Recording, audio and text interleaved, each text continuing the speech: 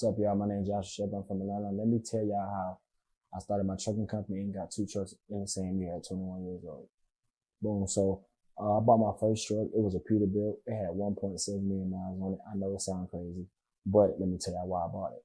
So I bought it because it was a steal. He was selling the truck and trailer for 45,000. So I knew if I go ahead and get it, I know I can be able to fix the truck up and still run it. So I handled all that, got it up and running, got a driver. Cool. That truck was out the way. Later on in the year, December 15th, December 16th, I had bought a second truck. Then I had bought a Kenworth. Cool.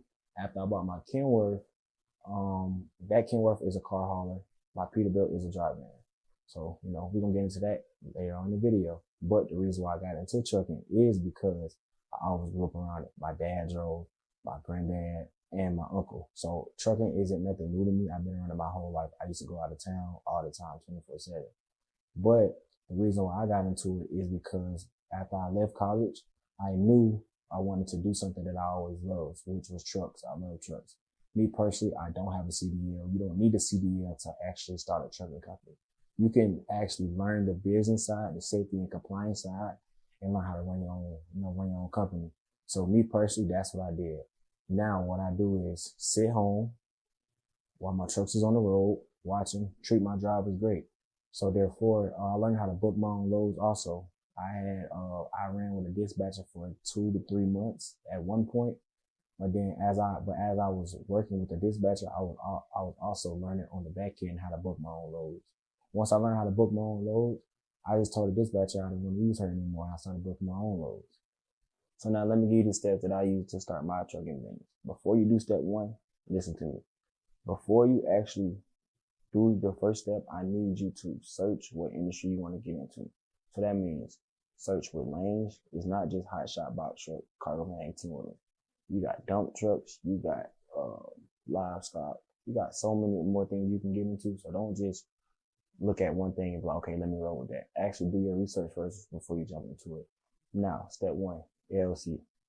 Trucking is very, very, very, sketchy. So when it comes to your LLC, you can't use trucking, can't use logistics, can't use transportation, because trucking is very high risk. So for me, I would say use enterprise, use like solutions. So for example, mine's J Shep Enterprise LLC. Cool. Now the bank know that, okay, they don't have a trucking company or they not high risk. We can actually, mess with them. Cool. After you do that, it's time for a virtual office. No PO box, no USPS address or UPS address. Get a virtual office from Regis.com. It's probably like $99 a month. But if you don't want to use a virtual office, you can use a registered agent. After that, you can use a 1-800 number, and you can get that from printervoice.com. After that, when it's time to get an email, you can use GoDaddy.com. Your email gotta be a .com. It can't be iCloud, Gmail, Yahoo, any of that sort. It has to be blase.com. So for instance, mine's js@jshepsolutions.com. Now the bank knows that I'm a real legitimate business. After you do that, now it's time to get a website. Findable equals fundable. So, after you do all that, website done on fiverr.com, the bank's definitely going to know, okay, this person is definitely legit. Now your website, it don't have to be too crazy. You can just have like a landing page of you, the business that you do, your truck, contact information, etc., etc. Boom, then you're done. So this step is for people that's ready to actually take the next step, actually push forward and actually grab their truck. If you're not ready to grab your truck, do not apply for your authority, please, because there's really no point in you getting it just to be sitting on it because it's not doing nothing for you. But now, if you're ready to move to the next step, I say apply for it. So go to the fmcsawebsite.com and actually go ahead and start handling your business to get your authority. But if you feel like that you're ready, but you don't want to buy the truck right now, go ahead and sit on it. But I recommend don't do it. But now the next step I say is go ahead. I know I told y'all to search the industries I wanted to get into, et cetera, et cetera. Now it's time to figure out your budget on the truck, the mileage on the truck, et cetera, et cetera. So now when it comes to 18-wheelers, my personal favorite, motors are Cats. The Caterpillar, you got Cummins engine, you got the Detroit DD15 engine. Those are my favorite. But my top three favorite 18 wheels are Peterbilt, Kenworth, and Freightliner Cascadia. This is the most important step. You need money to get into any type of business, but trucking, definitely. Me personally, I want you to have at least 6 to 7 months of maintenance saved up. Maintenance is the most important part of trucking. Without that maintenance, your truck ain't gonna run right. So what I say is come in with 6 to 7 months of maintenance saved up, just in case. If your truck doesn't run for 6 to 7 months, can you still fund your outside life, pay all your bills, and still pay your truck note? If you can't do it, do not jump into it. I'm letting you know right now. This is not no little boy industry. This is definitely the most important part, but definitely the hardest part. Finding a driver. Finding a driver is the most hardest thing about trucking to this day, because you want somebody that's actually reliable, somebody that's on the same type of driving hunger as you. Me personally, I don't drive, like I said in the beginning, but I found drivers with the same type of hustle as me and the same type of grind as me that also want to get on the road to make the money too.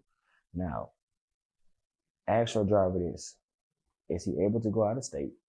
And how is his work ethic? And how many years have he been driving? Me personally, my drivers have to be driving over 5+ years. So both of my drivers been driving for 25+ years.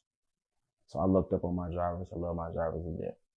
But when it comes to picking the right driver, he also has to be able to connect with you. Y'all gotta be able to work together and actually make this company grow. Because not only is he doing you a favor, you also doing him a favor too, because you helping him provide for his family. And he's actually doing you a favor, driving your truck and help you provide for your family also.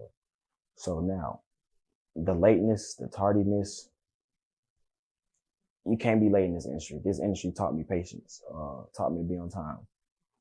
If a load got to be delivered by 5 o'clock, have him there by 4:45, 4:30.